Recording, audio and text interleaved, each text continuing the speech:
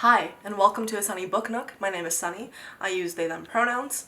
I got a haircut, and I've pre-filmed some videos with my longer hair, so if those come out, that is why I have long hair in those videos and not in this one, so just letting you know. But today I'm doing my May wrap-up. I read 16 books in May, I believe, and I'm just gonna go through them with you today. The reason why I didn't read as many books this month, like at least for me, is because I was traveling, I had to pack, I had lots of things going on. I was in Minneapolis for a couple weeks and now I'm back home in St. Louis, so that's exciting for me. But yeah, I don't have any stats yet. I didn't break down with genre or anything that I usually do, so we'll just get right into it. The first book that I read in the month of May was The Twilight Zone by Nona Fernandez. This book is set in Chile. It's very auto-fictional. It's set during the Pinochet dictatorship, and we are following a woman's perspective during this political turmoil and her interest in this guy who is called the man who tortured people because he tortured people under Pinochet's rule and as a part of like that military group. And I felt that the writing was sort of meandering. It's a translated book as well, and I rated it 3.5 stars. I thought it was solid, but not a new favorite, not groundbreaking for me at least, but it was an interesting insight onto the horrors of living under and being subjugated to a political regime as brutal as Pinochet's, and the reality of growing up during it, your classmates being implicated in the crimes against humanity versus growing up and raising your children to also understand this really important part of recent history, but also living in the aftermath of like the trauma of that and being a journalist and writer, I'm pretty sure, because again, it's like auto-fictional. So yeah, I thought it was pretty good. I really like the cover. I think it does a pretty good job of getting the vibes across of what the book is about. There's a lot of reference to other pieces of media and stuff, including of course the TV show The Twilight Zone, that sort of brings out the insanity and the almost fictional quality of living in the real world almost. So yeah, I would recommend it if you're looking for any translated literature. And yeah. The next book that I read was Remarkably Bright Creatures by Shelby Van Pelt, and this book was really sweet. It sort of reminds me of like what's his name? The guy who wrote Beartown, sort of his writing in terms of interweaving different people's perspectives to say something profound but also kind of sweet about humanity. Basically, we're following these two different characters. It's an alternating POV by chapter situation. One of them is an older woman who is a cleaner at an aquarium. The other one is this kind of wandering soul of a young man who can't keep down a job but is very smart, as his family members say. His mom abandoned him essentially, and he's very bitter about that and obviously has trauma regarding that, and his aunt raised him. And yeah, it is interesting because he is trying to find out who his father is and like meeting up with his father, and that storyline sort of interweaves with the small town that the woman who works at the aquarium is in, and it's sweet. I think that it was really compulsively readable, and I really liked the old lady character and her attention to detail and commitment to being the best at her job in terms of keeping the space as clean as possible. But the most important element, the third, okay wait, I said two perspectives, but really there's three perspectives, because the best part of this book is the third perspective, which is this octopus who we are in the mind of, and he and the elderly lady have sort of a friendship because they like bond essentially, and his observations about humanity as an octopus and his thoughts and how he ties these two people together was so sweet. I love the octopus's perspective and I wish there was more of it. His chapters are like the shortest, I would say. I think his name is Marcel. Marcel, love you. And yeah, I think it was really sweet. I think this is a debut novel and really solid for a debut novel, but the reason why I gave it 4 stars instead of anything higher was because I don't think that it was necessarily doing anything that new or wasn't particularly compelling in like a new way for me, which is what I feel like that's what makes me want to give a book like 5 stars. So yeah, it didn't really give me that. I also found that the young man, his perspective and his character was incredibly frustrating, but maybe that's just because I'm a hater and a misandrist or whatever the fuck, but I did not really enjoy his perspective. So yeah. I really liked the cover though, it's really cute. The next book that I read was Adults by Emma Jane Unsworth, which I rated 4 stars as well. I also really enjoyed this. It is following this like British girl who is like 30-ish, I think. She, I think, has recently broken up with she's recently gotten out of a long-term relationship, and she works at this like office, I think, and she has a complicated relationship with her best friend and her mom, and she is very frustrating. She's obsessed with social media, like obsessed. She talks at length in the book about the intricacies of like making an Instagram post, and like, girl, I get it, okay? But she's crazy. Like, she's a millennial Instagram lady, and it's frustrating to see her get into these situations. She's desperately mentally ill, and I think it's been compared to like Fleabag, and like, I get it, you know, I see it. It is kind of comedic, the book is, in some elements, and also our main character is just so deeply infuriating, but at the same time kind of sympathetic. So there's that complicated female main character narrator situation going on as well. But yeah, I liked it. But again, I don't think it was doing anything like new or outstanding particularly, but it was enjoyable for me to read personally. So the next book that I read was Woman Eating by Claire Kohda, which I rated 3.5 stars. And I'm actually reading this for a reading vlog that I hope that I would have had finished at this point, but I haven't. So, I mean, you'll see it eventually, I'm sure. I mean, if you don't, I don't know, maybe I'll put it into a failed reading vlogs compilation that I can put on my members page. Okay, also, pause. I have a channel membership thing. I launched it a bit ago, a couple months ago, but I haven't been as active on it. I've been releasing videos early there, but yeah, I don't know. I don't know what sort of content you're looking for, and also I don't think I want to post until I get at least like 15 or so members. Otherwise I feel like it's not worth, I don't know. But I was also thinking maybe I should start a Patreon instead to make extra content for, and to give maybe more specific book recommendations to individual people. And I don't know, like, is that something you'd be interested in? I feel like so many people are starting Patreons, but it really is because AdSense pays you jack shit as a creator, especially with the amount of time and energy you put into making stuff like this. And of course I like talking about books and I love doing it, but I don't think for the amount of time and energy I'm putting into it, YouTube or Google or AdSense is at all compensating me fairly. So, you know, if you do want to support me, I think you can like tip me, but also you can become a channel member, but also YouTube takes a part of that money as well, which is so fucking, like, what's wrong with you? Like, this is evil. But yeah, I mean, Patreon has fewer fees, so I was thinking about starting a Patreon for the YouTube channel. Let me know what you would want to see if I do, and whether you would want me to. Anyways, back to Woman Eating. So this book is a literary vampire novel. We're following this young woman who, it's also set in England. She moves into this like artist loft flat situation.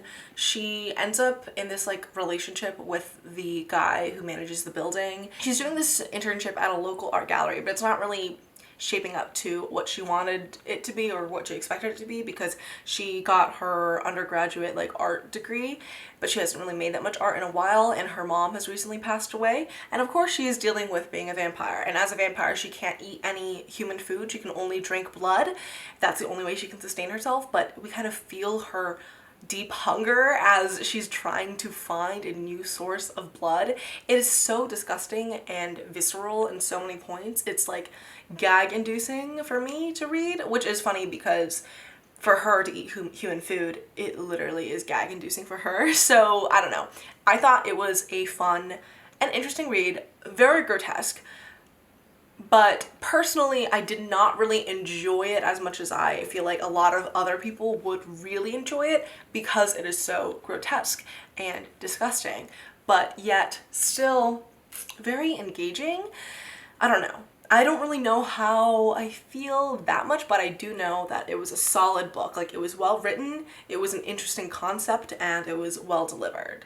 Next, I read the book Blackwater Sister by Zen Cho, which I rated 5 stars, 4.5 stars, I don't know yet. I feel like I'm more leaning towards 5 stars because I still love it and it's like been quite a few weeks. But this book is about this Chinese Malay lesbian who goes back to Malaysia with her parents to live with her extended family, and she ends up moving into this house and then like getting possessed by / haunted by her mother's like ghost and spirit, and then she has to fight this spirit / god that is trying to ruin the construction laborers like work in a development site, and then she's also having to like battle with figuring out her family history as well as like the political and economic reality of Malaysia in terms of like who has money and who is trying to develop which land. And then of course there's also her family members who are deeply like spiritual within the ties and customs of like Chinese Malay people, and then there's other religions that get in the mix. I thought it was really, really brilliant, really well constructed as a fantasy magical realism type of story following a character who is dealing with like the generational trauma of her female ancestors, trying to figure out how to deal with her identity and her relationship because she's in a long distance relationship with her girlfriend from college, but she's not out to any of her family members, and there's a lot of complexity there. And of course she is like Asian American, like grew up entirely in the States, went to college in the States, and now she's back home and she feels a bit like an outsider. It's a really, really solid book. I feel like it's not really corny in the way that it addresses these topics. It's written in an adult way because we're following adult characters. It feels really real, despite all of the magical realism elements that still feel real and are really funny and smart and well written. It's so compelling. It's so beautiful. I loved it so much. It's so underrated. So would highly recommend Blackwater Sister. Then I read another 5-star read. Actual craziness, I think. But that book was Against the Loveless World by Susan Abulhawa. This book, bro, this put me through it in the best possible way. We are following this Palestinian woman who is born and grows up in Kuwait and then lives through Iraq's invasion and then lives through the American invasion of Iraq, moves back to Palestine, to her parents' homeland, struggles against Israeli occupation, and ends up in prison. We follow her throughout this like passage of time, like throughout her whole life, because she's sort of reflecting upon what happened to her. And it's because she is in prison. She is in the cube, and we know that from the beginning chapter. We sort of alternate chapters between her experiences in the cube and then her experiences growing up, like as a young girl, as a young woman, as a woman trying to find love in the world, essentially, because her first husband and her have a tumultuous relationship. Her parents had a tumultuous relationship, and it has a lot to do with like the customs of Palestinian communities, and also the way that in Muslim majority nations there are certain like customs and cultures and values from place to place that are really set against her, like as a woman in the situations that she finds herself in. And it's all about family, it's all about love, it is all about resistance and fighting and coming to terms with your identity. Because growing up in Kuwait as a Palestinian refugee, like there is a lot of political messaging and rhetoric and ideology surrounding and in opposition to Palestinians being in Kuwait, and that like shapes her and other people in her community. We see her go through so much, like nearly every single trigger warning you can think of occurs in this book, and it was absolutely devastating to read. I wept. I was just sobbing at some points of this book. It's so beautifully written and so compelling, and oh god, it's just a masterful depiction of the trauma of being a Palestinian refugee and a resistance organizer and fighter, and of being a woman. It is so beautiful, so amazing. I want more people to read this, and it's also won like 1 million prizes, which makes sense because it's so good. Yeah, God, such a beautiful, beautiful masterpiece of a novel. Then I read a more lighthearted mystery type book, or mystery thriller, I don't know. It's one of those like cozy mystery vibes, and that is Four Aunties and a Wedding. This book I rated like 3.5 stars. It was giggle inducing, it was wild, it was unbelievable in the hijinks that were gotten up to, but it was also really sweet, and I liked it. I thought that it wasn't as good as the first book, but the way that like miscommunication as humor is used and the cultural differences are used as humor, but not in like a derogatory way, just in like a real way of having these aunties who are Chinese Malay and kind of wild and are very strong-willed, and our main character has to like deal with all of their feelings on top of her own and what she desires. She's trying to get married to the love of her life, and things are not going as planned. It is really, really cute, but also really infuriating. So yeah, love a cozy mystery though. The next book that I read was Gearbreakers by Zoe Hana Mikuta. This is a YA fantasy sci-fi that I rated 2 stars because I did not like it, and I stand by that. I don't think it's good. It's like set in the future, and we're following these 2 girls. One of them is a super soldier, like trained and constructed by the academy, and the other is part of a resistance group called the Gearbreakers, yada yada yada, enemies to lovers, resistant. It's just, I don't know. It wasn't that well written. There were so many repetitive phrases that were used. The world building wasn't that convincing to me. The sapphic love story I wanted to root for, but I didn't. The characters were not compelling, and their desires were static and not compelling to read about personally as well. And I wasn't a fan. I didn't like it. I know there are people who really like it, but I am not one of those people. I think that this is a peak sort of YA dystopian book that is kind of cringe, but it's not as cringe as it could be, so I don't know. I'm just not the biggest fan, I guess. The next book I read was The Swimmers by Julie Otsuwa, and this book is a really sweet short book that is in the we voice in the first half of the book, and in the second half is following a grandmother who has dementia or Alzheimer's, and it is very, very emotionally compelling and well written and very well constructed, and deals with like grief and family and loss and the whole spectrum of like human reality and existence, and then specifically following a Japanese American woman who experienced the camps during World War II as a young girl, and the unique experience of that, and then being the descendant of that woman. It was really, really heartwarming. I rated it 4.5 stars. It was really easy to get through. Like, it was a very compulsively readable sort of book with a really easy sort of writing style that sort of just lets you dive into it and sink into it like a pool of water. And of course, that motif of swimming in a pool is consistent throughout and very, very, very lovely to me personally, so I really enjoyed it, and yeah, I rated it 4.5 stars. The next book that I read was The Verifiers by Jane Peck, and I rated this book 4 stars. I enjoyed it, and I feel like not that many people did, but I thought it was really fascinating. We're following this amateur sleuth, this young, I think Taiwanese American woman who has a complicated relationship with her overachieving older brother who is like a finance tech bro, and then her mom who is an immigrant mom, and our main character starts working at this matchmaking company that sort of like takes matchmaker apps. Well, no, it's like a matchmaker app situation in which it's like a consulting group, but it's secret, no one knows about it, it's like underground.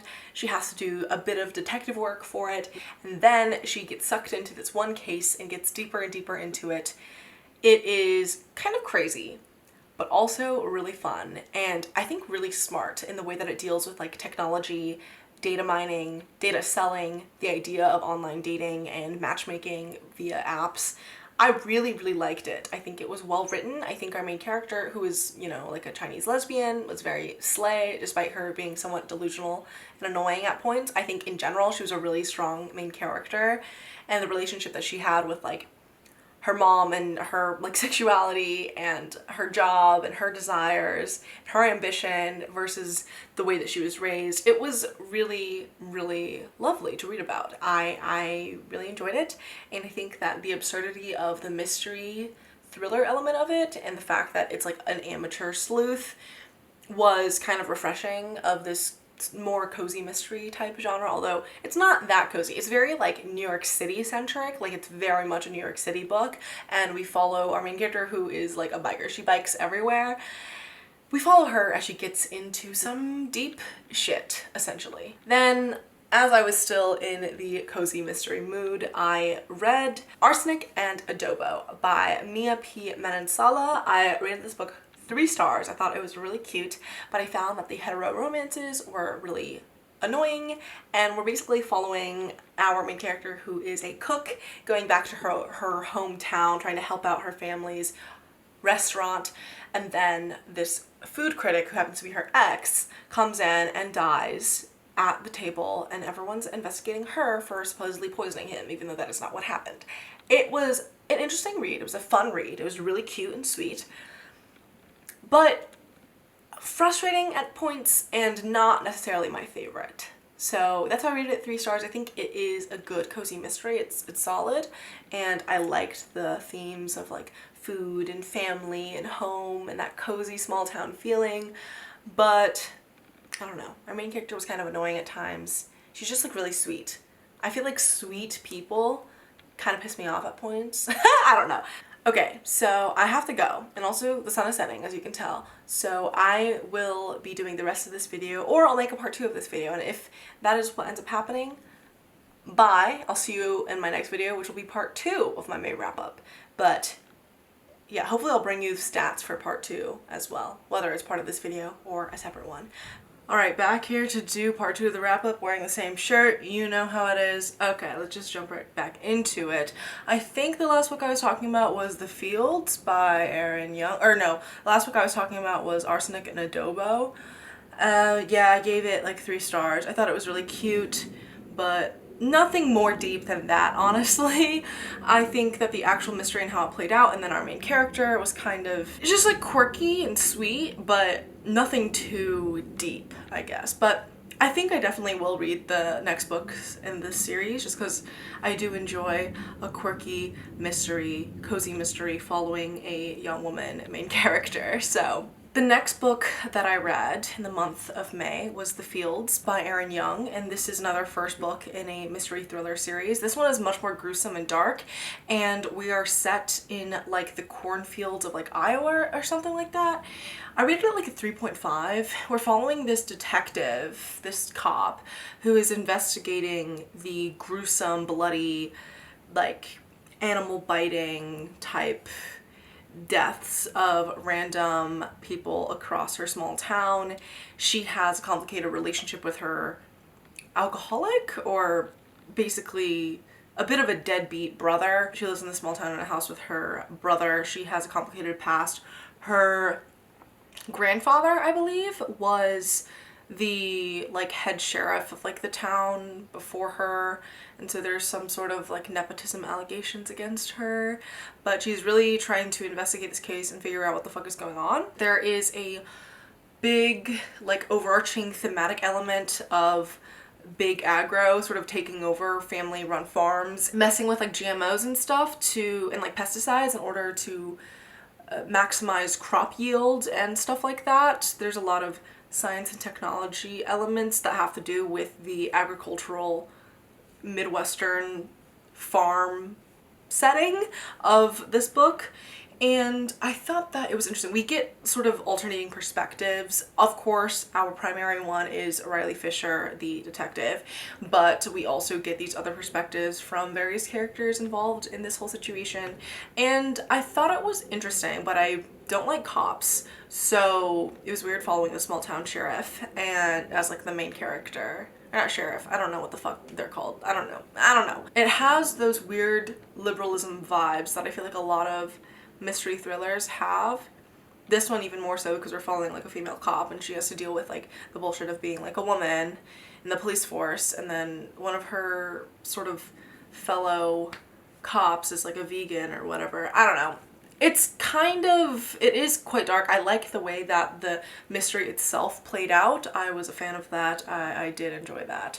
And I did think that the larger like sort of political themes regarding agriculture and like small businesses and small farms versus like a powerful politician, because that is also another thing that is going on. There's like this eco-terrorist group targeting the current senator, and he's like up for re-election, and there's a young woman who is also running for that same position, and there's that plot element as well, and they all sort of coalesce.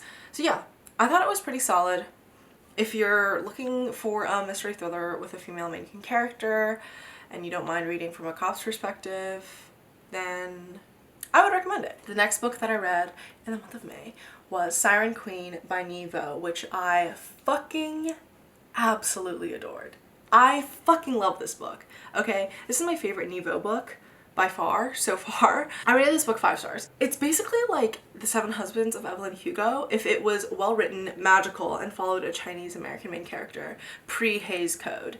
And we kind of follow her throughout the course of her career and life, similar to, an Evelyn Hugo. And it's just so good. There are these strange magical elements to it that feel very fairy tale-like, and it feels dark, and it's very queer.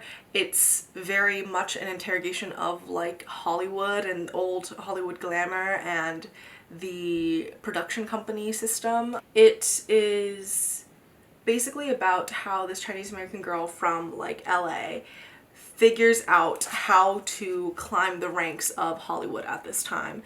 And it involves bargains, it involves magic, and it involves her ruthless determination to be a substantial character on the screen who isn't just like a maid with a funny accent or that type of thing, right? And one of her main characters that she plays is the role of the Siren Queen. And this was so fascinating and such a beautiful and atmospheric yet very much plot driven and time period location centric central novel, and I really enjoyed it. Highly, highly recommend. Oh, and it's very lesbian. Very, very lesbian, very gay, very queer, and our main character is 100% definitely a lesbian, so that's cool. And of course she has dalliances and loves and friends within the community, and things go awry, things are heart-wrenching. Seeing her go from a background like changeling character as a young girl to climbing the ranks of Hollywood and to becoming this like superstar.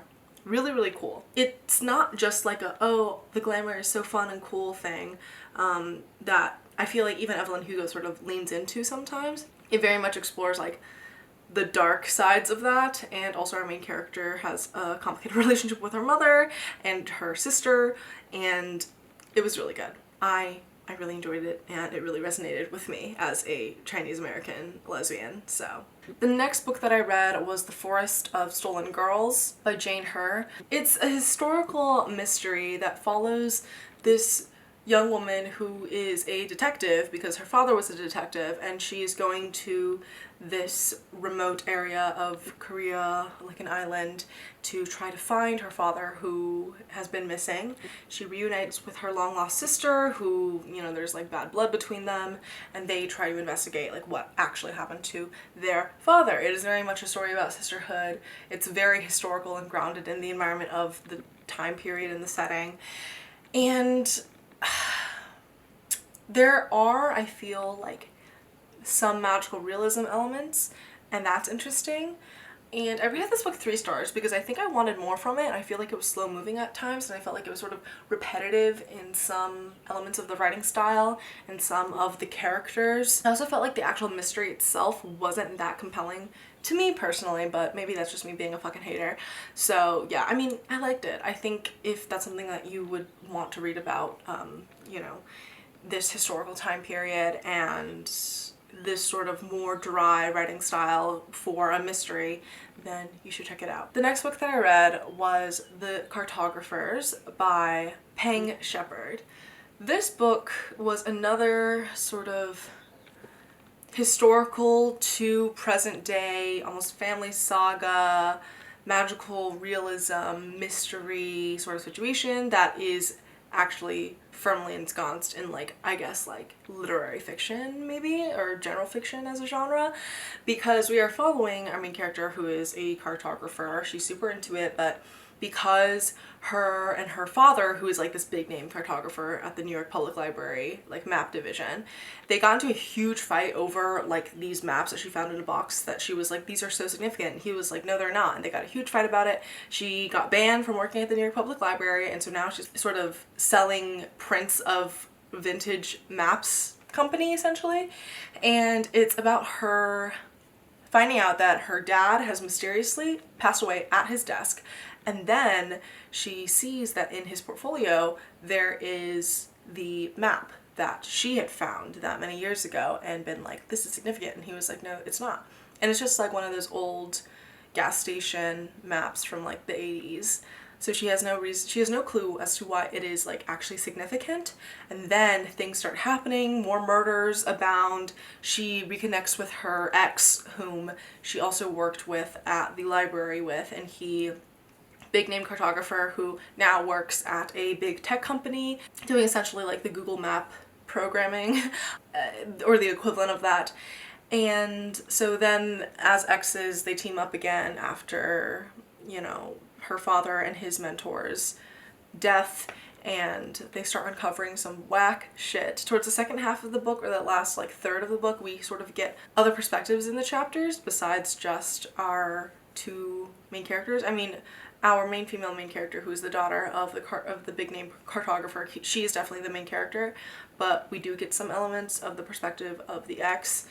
And yeah, it was a really interesting, complex, like interweaving of different narratives about family, found family, a love and a passion about maps. And yeah, I mean, I thought it was kind of corny, okay? I thought it was cheesy in some ways, but I do think that it was sweet. The grandness and the specter and the scope of the story was pretty ambitious almost, but I feel like the writing style itself, I feel, wanted to be more literary and like substantial than it actually was. And I found that the way that obviously like maps are talked about and stuff, because our main characters are all people who love maps, and then there's like a magical element into it, and then the way that they like deny the reality of that magic, and the way that these characters are all sort of making poor decisions, and I don't know. It's interesting. It's interesting,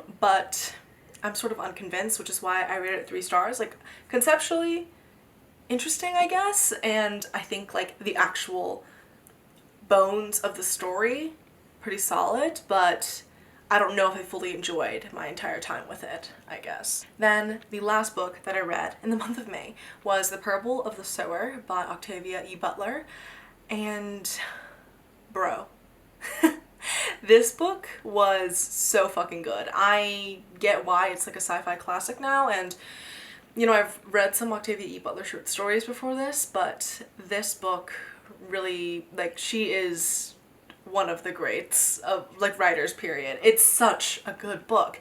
And I think the reason why I finally got pressured into reading this after fucking years of hearing about it was people kept on talking about how like everyone talks about how we're living in a dystopia similar to like The Handmaid's Tale, but in reality we're living in a dystopia similar to Parable of the Sower. And I was like, people are talking about like the environmental reality that the book portrays, and so I was like, okay, fine, I'll check it out.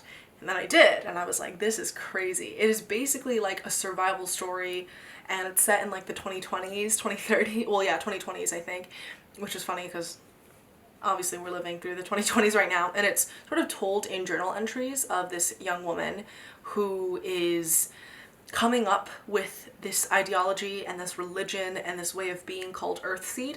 and she is the daughter of a Baptist priest. She also has this condition called hyperempathy, in which anytime she sees someone experience like pain, she physically experiences that pain itself as well.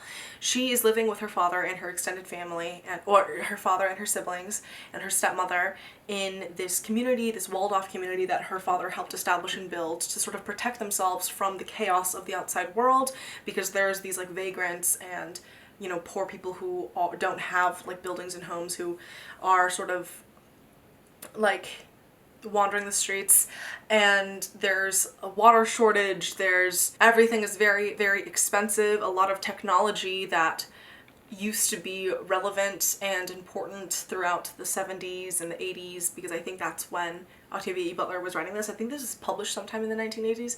A lot of that stuff has become like no longer relevant or usable, such as like gasoline powered cars and stuff like that. It's very, very dangerous.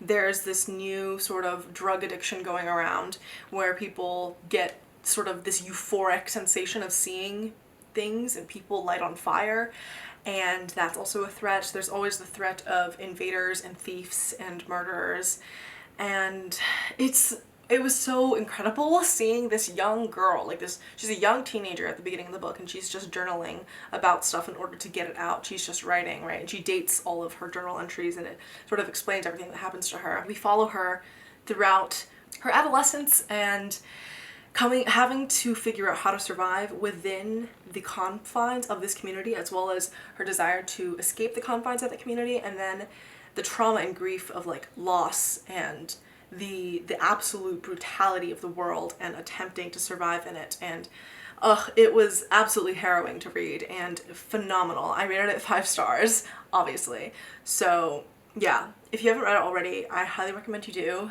despite the fact that I'm sure nearly everyone has already read this book, because it's a classic. It's won a lot of awards, as it should. So those are the 16 books I read in the month of May. 11 out of 16 of those books were written by Asian authors, so Asian readathon.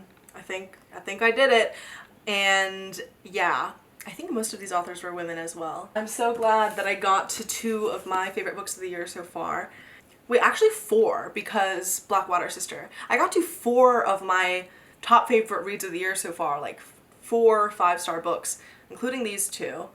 And of course, Blackwater Sister and The Parable of the Sower. So that's really exciting. Like, what a great reading month. But anyways, thank you so much for watching, and I hope that my somewhat bit of a hiatus when I was traveling and then changes were happening, including this haircut, you didn't miss me too much. And again, let me know down in the comments below if you would want me to continue with channel membership type stuff, where I release videos maybe like a day early for channel members, maybe create bonus content like vlogs, bonus video content, stuff like that. Maybe like reading sprints, I don't know.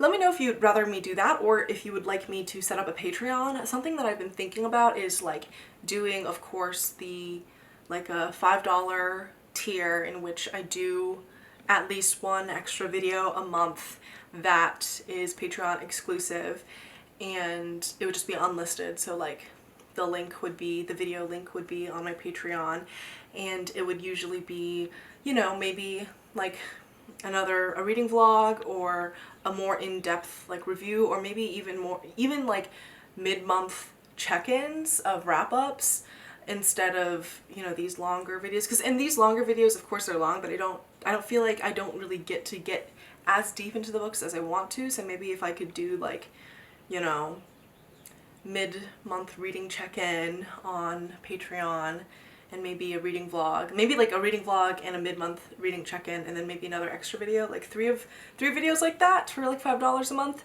And then maybe I could do like a $20 tier where I could send you guys out these like bookish postcards that are really cute, and could individually like write book recommendations and stuff to you based off of your Goodreads profiles if you're at that tier level, and you know, like something like that. Give me any suggestions, or let me know if this is a bad idea and that I shouldn't start a Patreon.